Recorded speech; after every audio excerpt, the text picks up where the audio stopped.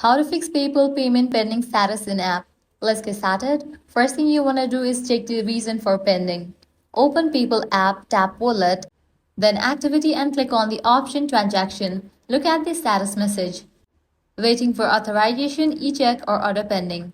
Next up, payment sent to unregistered email. The recipient has not created a payment account or confirmed the email.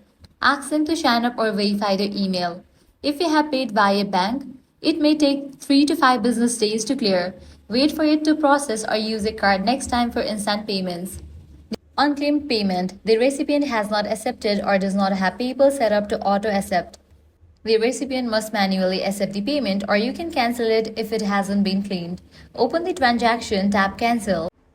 For online purchases, the seller might need to manually approve or ship before it's completed. Contact the seller for confirmation or check the platform. People may hold or delay payment for review.